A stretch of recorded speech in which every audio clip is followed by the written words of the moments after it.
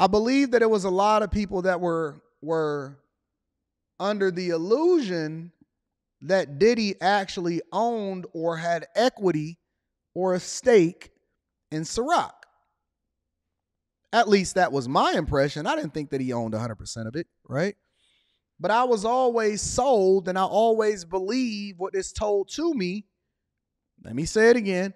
I always believe what is told to me unless I have a completely different perspective or I'm provided with new information.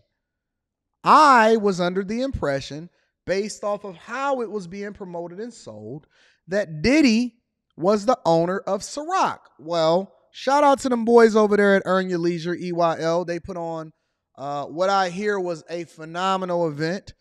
And I hear, right, from sources that, according to a video that was recently released, that Diddy actually don't own any of Ciroc. And so I have not watched the video. I want to break it down, but I'm going to tell you, see, the first video that I'm going to play y'all before we get into the EYL video is a video from 9 years ago. Ciroc been popping for a long time. Ciroc been popping for a long time, 9 years ago. Let me ask y'all a question. Peaches, do not buy a timeshare ever. Peaches, no, he is not a scammer just because he's into timeshares, but do not ever buy a timeshare. Peaches, the guy you're dating, let me pull this up. Peaches, Anton, do you know anything about timeshares? The guy I'm dating is in timeshares. Is he a scammer? No, it does not mean that he's a scammer just because he's in timeshares, but I do believe that timeshares are a bad business for you personally to invest in as a person that wants to own a timeshare. So no, he is not a scammer. That does not mean that he's a scammer. But I just would suggest you never get into timeshares, all right? How do we know, right? How do we know? I do be paying attention to the chat, y'all my people. How do we know that these celebrities, based off of what's being sold to us, by the general public, how do we know that these people are actually even billionaires?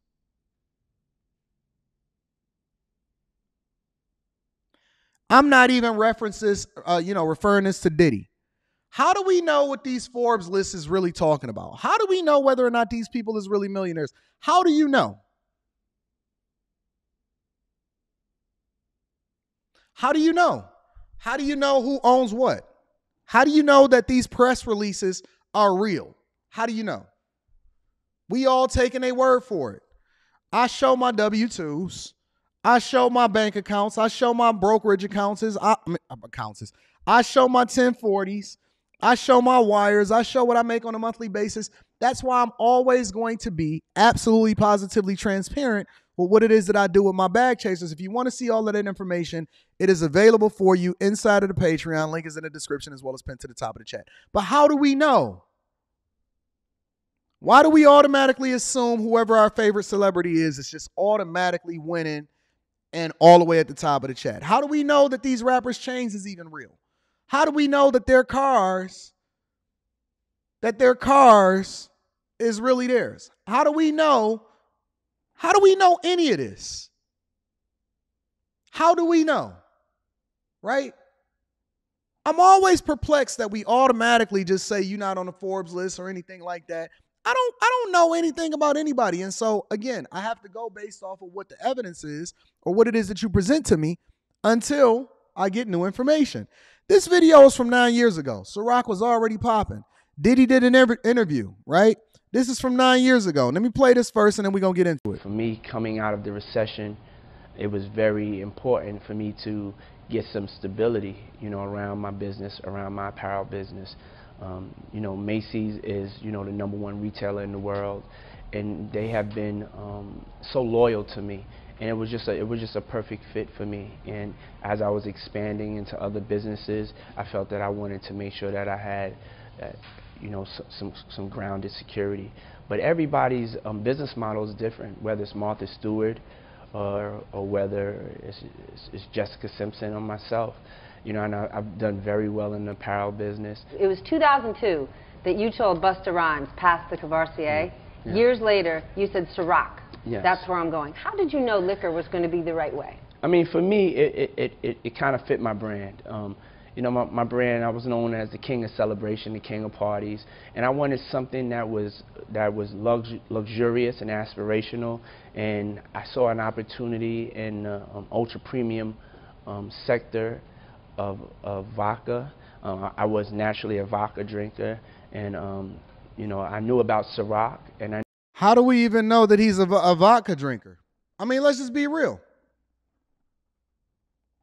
How do we even know that he was really a vodka drinker? And I respect the hustle. Let's be clear. I have no smoke for anybody, let alone Diddy, all right? I have no smoke whatsoever. But what I'm doing is I'm using this as a learning exercise for the people that decide to tune into the Millionaire Morning Show, the greatest morning show on earth.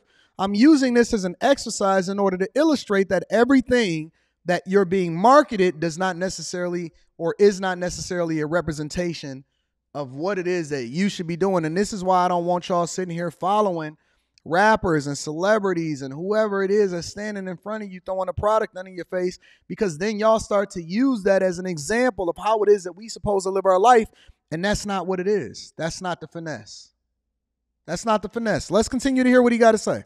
I knew that at the time, it wasn't, people weren't really connecting with it, with the messaging. And so I proposed to Diageo. Maybe we enter a partnership. Let's see how it goes. He proposed to Diageo. He proposed to Diageo. Now, this is 9 years ago, right? The tape says whatever the tape says. If it's a lie or if it's a finesse, then he told it. He said that he went to Diageo and he proposed to them. He sought out them.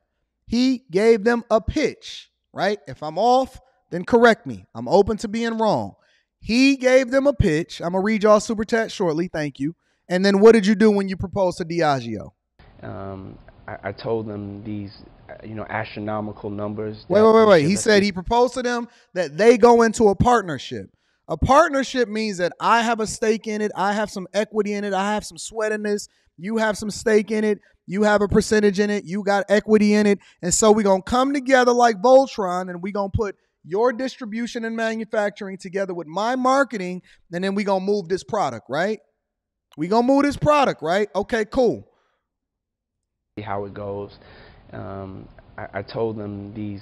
Hold on. Really connecting with it. Let me go back and play it again. And so I proposed to Diageo. Maybe we enter a partnership. Let's see how it goes. Okay.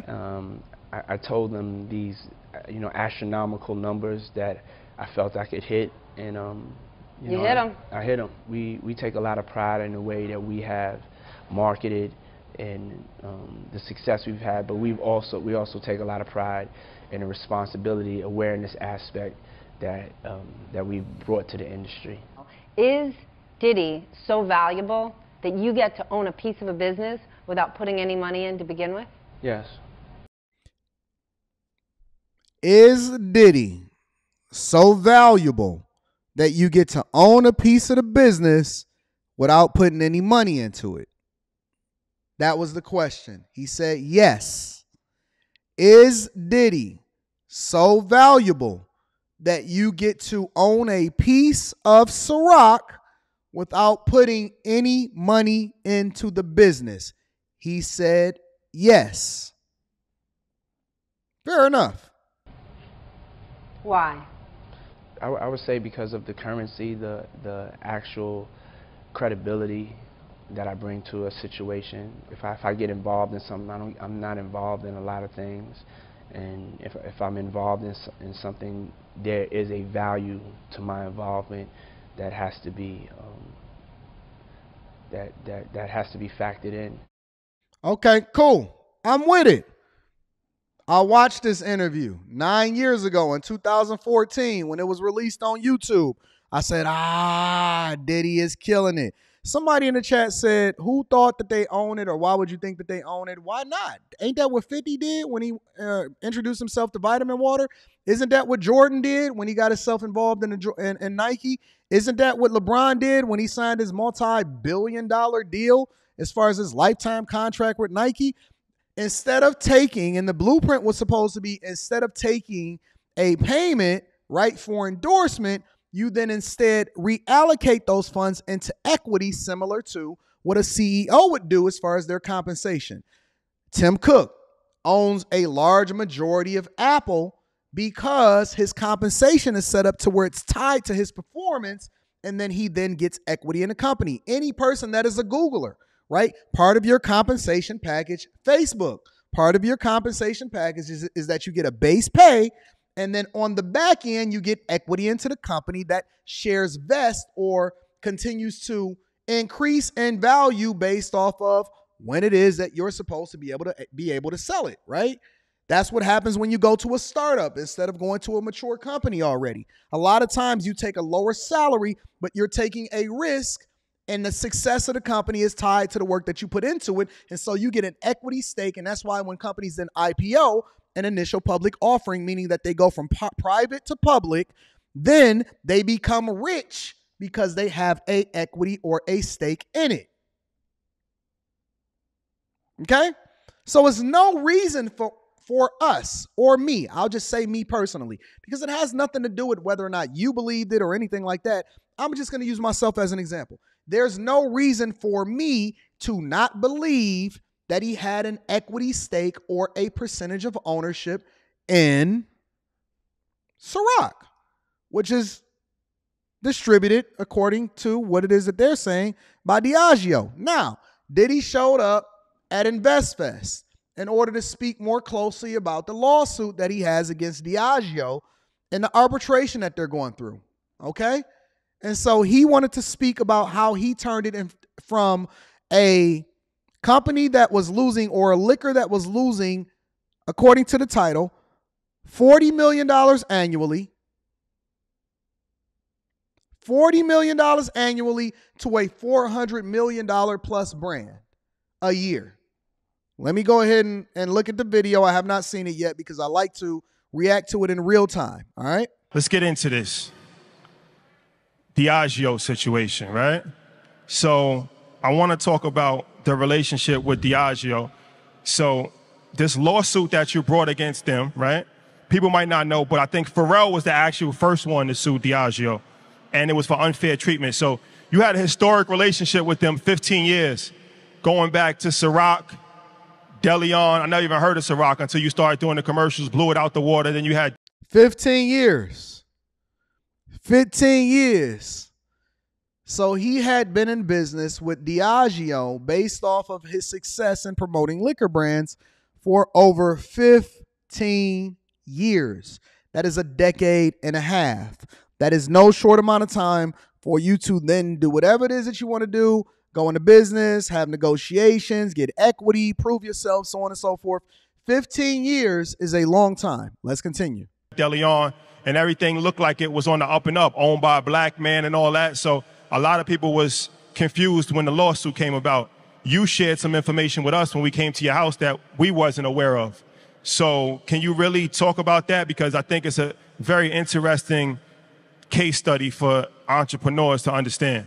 Definitely. The situation's in the courts now, so I'm going to share with y'all what I can. This is all public record. But basically, I was called to have a meeting with Diageo, and they knew that I was kind of killing things in the culture, and they were trying to fix their diversity problem. And through that, a meeting was set up, and I told them, you know, I want to be an owner, that I have these ideas from promoting parties at Howard, just remembering that I would always get the door and never get the bar. And so I said I have aspirations to have black-owned brands owned by black people behind the bar and a part of your organization. They're the biggest distributor of spirits in the world, biggest maker of spirits in the world. So we get a test project. I'm looking at their portfolio, and they say we could start something from scratch. But I'm looking at their portfolio, and I remember one night I was having a great, great time with Ciroc. I had some Ciroc. It was made by grapes. And I remember, you know, having just such the greatest time. And so the light bulb went off in my head. I said, I don't want to wait and Somebody said something in the chat. They caught it.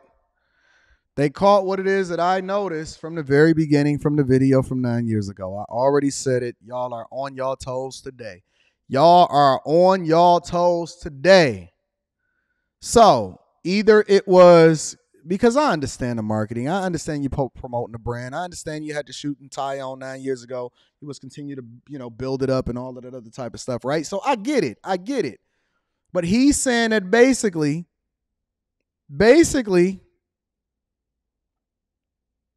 it went a little bit different than what the promotional material said in the beginning, right? Shout out to Lionel. I like the chat. That's why we work together, all right? Let's continue. Develop nothing. Let me show you what I could do with Ciroc. Let me show you how I could turn your revenue around. They were losing $40 million a year, and I went and turned it around and took it to 2.6 million cases from 40,000 cases. Okay, and so this is something that's never been done. Clap it up for that.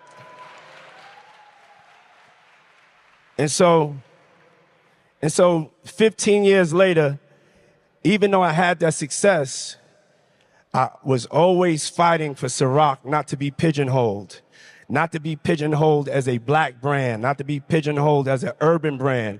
I already went through that. I went through that with Sean John. They put me in the urban section.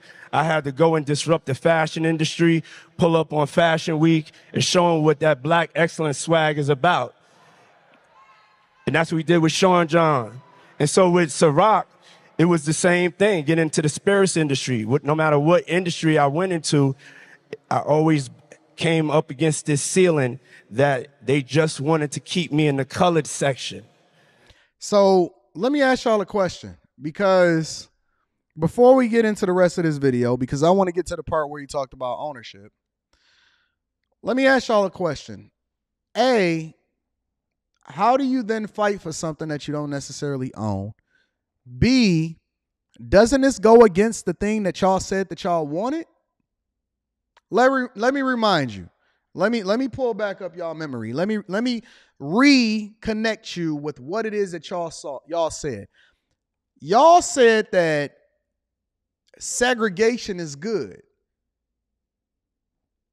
This is what y'all keep saying. Everybody tells me that Martin Luther King, even though I'm a fan of Martin Luther King, they go back and they readjust his legacy, which is absolutely false. And they need to go back and rewatch and reread and study Martin Luther King. They keep saying that Martin Luther King said that he was going to lead his people into a burning house because they then integrated with white people.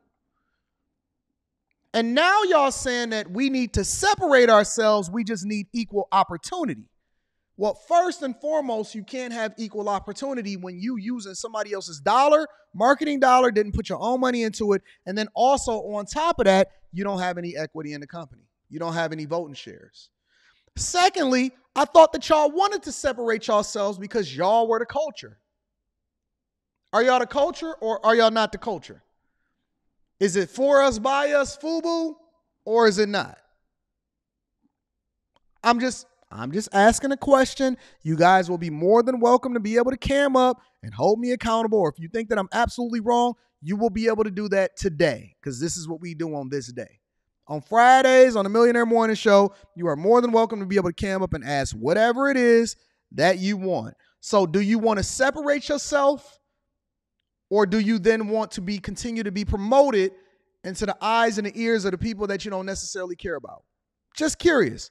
But let's go into it. So he was fighting to continue to promote Ciroc, to not just be a black brand based off of his experiences. And again, I have no smoke. I have no disagreement or whatever. I'm just observing and I'm looking at it from a business perspective based off of my little old C student mind, right? He wanted to specifically promote it beyond just being a black brand, and he believed that Diageo had an obligation to do so based off of where he had taken the brand from. All right. I would say for businesses, you have white-only business, just like you have white-only bathrooms back in the days, and you have black-only business. And so my fight is to always make sure that we could just do business. I want to be treated equally like anybody else. And so that's what the fight is about. That's what the fight is about. He's telling you That's what his fight is about. That is where he started to have issues with Diageo. This is where he's saying that this is what the fight is about. He don't want to be in the black-only bathroom. He wants to be integrated with everybody else. Okay, cool. I'm going to be reading the super chat shortly. Shout out to the chat. And it's not me just fighting for me.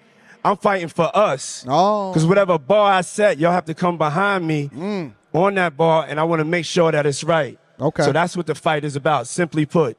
And the last things, to make it clear, was with Deleon. I still own Deleon, okay? So with Deleon, I sent my people. Before you tell the story about that, just talk about the process of getting Deleon, right? Because it was you proved yourself with Ciroc, and so now there's an opportunity to create something else. With a lot of, first of all, corporate America is made and built for white men.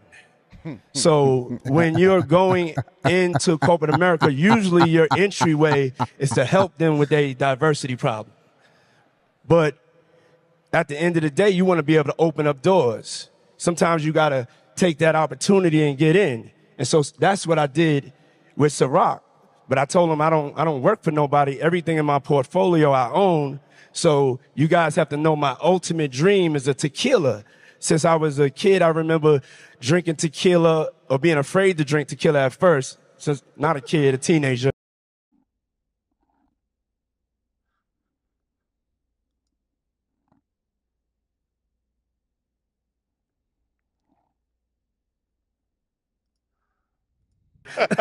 Correction, please.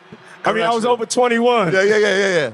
He was 21 at Howard. I remember it. Yeah, but tequila used to have a worm in it. That's how dangerous they used to like market it.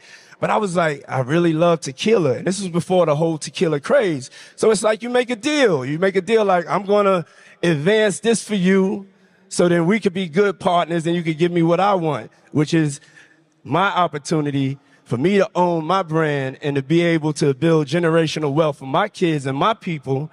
And I just need the same 24 hours as y'all giving everybody else in your portfolio. And I couldn't get that. So let's break this down. Let's stop right there. All right. Let's break this down. You want an opportunity from somebody who's already the biggest distributor of liquors across the board, right? And you're asking them for an opportunity, meaning that you are basically an employee that is marketing yourself as a person that can then take the brand to the next level. You're a great marketer. Awesome. I'm with it, right?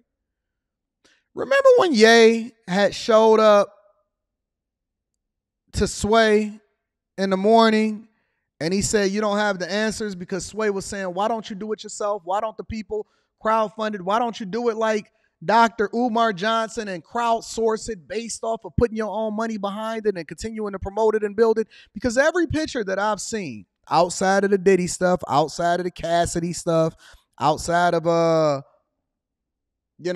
of the different chicks, and outside of Young Miami and everything like that, Revolt and so on and so forth, everything that I've ever seen is Diddy enjoying the fruits of whatever it is that they paid him.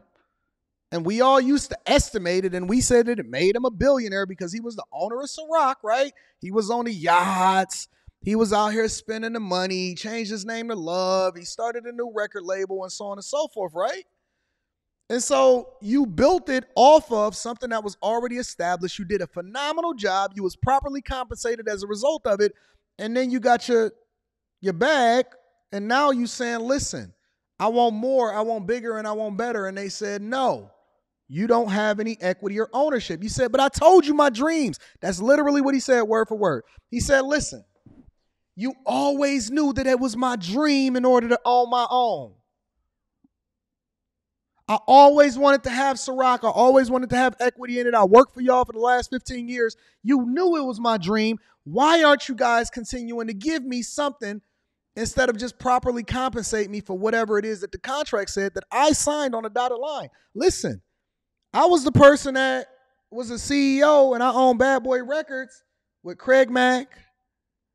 And I was also on A&R, and I went over there for Uptown Records, and I was overseeing Mary J. Blige and Jodeci. And I signed Big and Mace and Black Rob and Faith Evans, right? 112, Total. You handed out Making the Band, Dylon, Ness, Ness, Babs, Bunny, Sarah. Y'all remember MTV's Making the Band? Making the Band. Huh?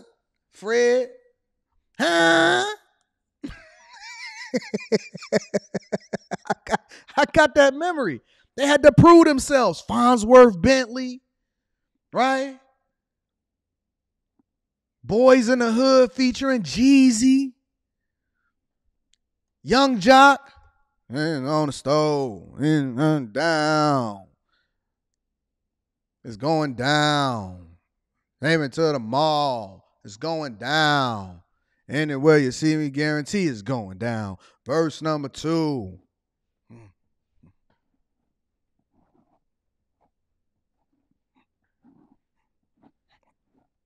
You telling me he didn't read the contract?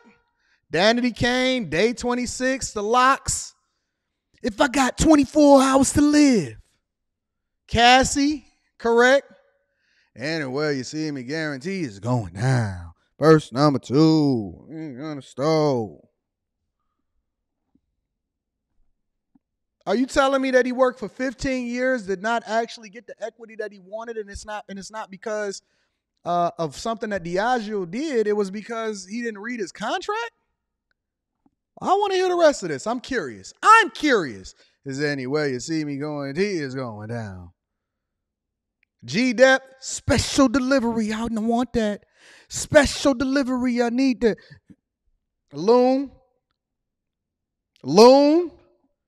Oh, yeah. I need a girl that'll ride for me. I need someone to take care of my body. She's the only Hitman. Mario Winans. Diddy gave y'all all of these people, and you telling me that he did not know what the hell was going on? Carl Thomas, Summer Rain. All of these people. Come on, man. I had to send my people down to Mexico, and this is just to tell you what the fight is about. They went down to Mexico, and when they got down there, they found out that there was 0 agave planted for Deleon. So there was no plan for us to be successful. There was no equal treatment. The other brands, they had agave planted. They had no agave planted for me. And sometimes you have to go check even your partners to see what's really going on. And so when I saw that, I was like, nah, I'm going to fight because it's bigger than me. It's about not just me, it's about we, it's about all of us. So I chose my purpose over profit. And that's the whole Deleon situation. Yeah, you brought up distribution. Yeah, clap it up for that. You brought up distribution, and you come from the music world, and so distribution is a... Hold on, I need to say this. I need y'all to still support Deleon. You know, we gonna win this. Believe that. Still support Deleon, y'all. Still owned by a black man? It's owned by a black man. Owned by a black man. I don't know what to believe anymore. I thought that Ciroc was the thing that was owned by the black man. Now y'all telling me that Ciroc has 0 ownership of the black man. You telling me that I got to switch my... Listen, we've been drinking Ciroc, peach, apple, the blue bottle, the red bottle. We've been drinking Ciroc since the beginning of time. All we know is Ciroc. We made this up. Now you telling me I got to go and switch over to go and get some new agave for Deleon? So they said, listen, you're not going to take the brand that we already have established. You was a, work for hire. You was an employee, basically. You was an employee. Now, we're going to let you develop a brand under our empire called Deleon. Deleon. Okay, cool. How do we know that he actually owns Deleon? How do we know how much money he's getting as a result of it? How do we know what the equity on? What is the equity? See, I understand that the guys that Earn Your Leisure and they put on a phenomenal event. I understand what they're doing, but you also have to be able to ask somehow, some way, even behind the scenes. You got to be able to ask the question so that you can get a better understanding to know whether or not this is what it is that we thought that it was. Man, you come from the music world where distribution means one thing. For some of the audience who may not be familiar, I'm sure they could consume spirits, but they don't really know what it means to have distribution inside of that space. What does that look like when you're building a brand like DeLeon and Ciroc? Yeah, supply and distribution is everything. Whether you came from the streets, we all know that. We learned that at a very young age. And so no matter how I market a product, if they just keep me in black neighborhoods through the distribution, I can never grow. I can never be as great as I could be or as great as we can be. You know what I'm saying? I had to go from me to we. And so when I started really looking at every decision I was making, I was like, that this is something that I have to change. I can't just come and get this check and not be changing the way the ecosystem is. So if you want to have a successful brand, you have to have, number one is you have to have the supply to meet the demand, and then you have to have the distribution. And so if people control your supply and control your distribution, they control your future. And so that's what I'm fighting for right now. Or you can go and get your own Mexicans and have them plant your own agave, establish your own relationships, your distribution channel, get your logistics up, go and get your own trucks, go and get your own plants, and I don't understand what the problem is, right? Build it from the ground up. Build it from the ground up. You know why I don't complain? You know why I don't complain? Because I understand that when I read my terms of service, right? And I jump on this platform called YouTube. I did not build YouTube. YouTube is a distribution channel that allows for me to be able to get my message out. Not only did I not build YouTube, I did not build the internet, right? I lease the connection that I have that allows for me to even be able to stream with y'all right now. I understand the space that I'm in. If I want something and I'm gonna have to go and get it out the mud. I'm gonna have to go and get it out the mud. With regard to the real estate, right? With regard to the real estate, I'm building the house from scratch. I bought the land.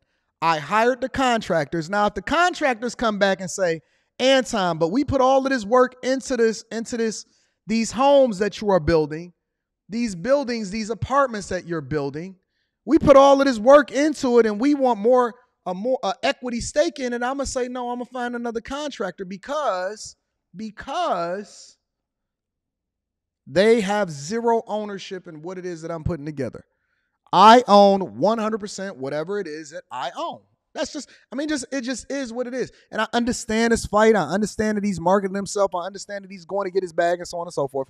But I guess the point that I'm making to you guys is we have to start being realistic with what we call equity ownership and whatever contracts that we sign that then either state that we're an employee for hire or we have an equity partnership, but we may not even have enough ownership or equity into that brand to where we can then have voting shares to determine the fate of the brand itself. Either that, or you have to negotiate the terms of service by which you then do business with somebody.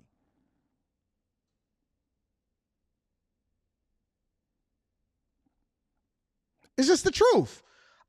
Listen, YouTube has provided a platform. Now, I could decide that I want to take my ball and go home and remove all of my content from the platform, but I do not own YouTube, and I cannot tell them whether or not they can or cannot change their terms of service. I can choose whether or not I want to be a part of the platform. I can go and move over into another platform.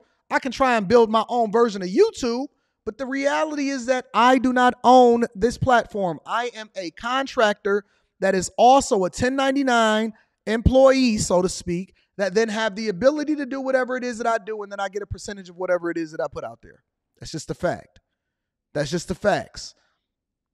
So I thought that this was a very interesting interview. So let's talk about Ciroc. Is that one of the biggest regrets that you made as far as not having equity in Ciroc? No, it's not a regret. Everybody has a journey, and that's just really how, you know, corporate America works. He has, according to that question and his answer, he has 0 equity in Ciroc. So here's my question. If the equity that you have, which we don't even know what that percentage looks like, is in Deleon, then why were we so concerned with what was going on with Ciroc instead of trying to spend the majority of your energy promoting and pushing the thing that you're building for yourself? Just curious. Just curious. You gotta pay your dues to get in, and they make us prove ourselves over and over and over. And I don't have any regrets because the journey was the most important. And also, I'm not really letting Ciroc go. So, you know, I'm going through this, but it's part of the journey. So there you have it. Aaron B said he was an Instagram influencer for Ciroc. That's one way to put it.